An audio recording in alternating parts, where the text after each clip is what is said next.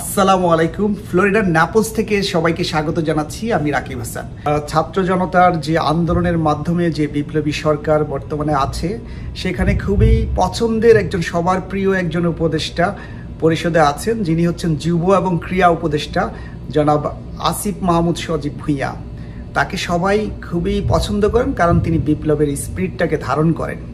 কিন্তু দুঃখজনক হলেও সত্য, তার পিএস হিসেবে একজন বিতর্কিত সচিব কাজ করছেন। যেই সচিব, তার নাম হচ্ছে আবুল হাসান, তিনি বিপ্লবের স্পিরিটকে তো ধারণ করেনই না, বরং তিনি বিগত যে ফ্যাসিস্ট সরকারের একজন অনুগত এবং আজ্ঞাবহ কাজ করেছেন। এটি খুবই দুঃখজনক যে এরকম একজন লোক, সে বোল পাল্টে বর্তমানে জামাত বিএনপির সমর্থক বলে পরিচয় দিয়ে উপদেষ্টা আসিফ মাহমুদের পিএস হিসেবে কাজ করছে। এই উপসচিব আবুল হাসান ঢাকা বিশ্ববিদ্যালয়ে পড়াশোনা করেছেন। তিনি 28তম বিসিএস এর একজন কর্মকর্তা। এর আগে বিভিন্ন সময়ে তিনি সরকারি কর্মকর্তা থাকা অবস্থায় তিনি শেখ মুজিবুর রহমানের মাজার জিয়ারত করেছেন এবং তার সাথে ছবি সব বিভিন্ন কিছু দিয়ে এবং বিভিন্ন মাধ্যমে বিভিন্ন জনের উপরে প্রভাব খাটানোর চেষ্টা করতেন এবং আওয়ামী লীগের একজন প্রভাবশালী সচিব হিসেবে নিজেকে উপস্থাপন করে, জাহির করে বিভিন্ন কিছু তিনি করেছেন। তার বিরুদ্ধে অর্থ কেলেঙ্কারি সহ বিভিন্ন ধরনের অভিযোগ রয়েছে। এমনকি ঢাকা শহরে তার নামে বেনামে অসংখ্য ফ্ল্যাট এবং দামি গাড়িও রয়েছে। এরকম একজন লোক, যিনি পতিত ফ্যাসিস্টের আজ্ঞাবহ হিসেবে কাজ করেছেন, তিনি কিভাবে আসিফ মাহমুদের মতো একজন উপদেষ্টার পিএস হিসেবে কাজ করতে পারেন? এটা আসলে বোধগম্য না।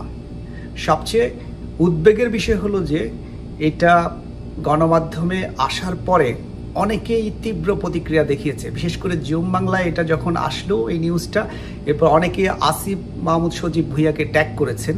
অনেকে জানতে চেয়েছেন যে এরকম বিপ্লবের স্পিরিটকে ধারণ করে এরকম একজন উপদেষ্টার পিএস হিসাবে কিভাবে এই লোক থাকে।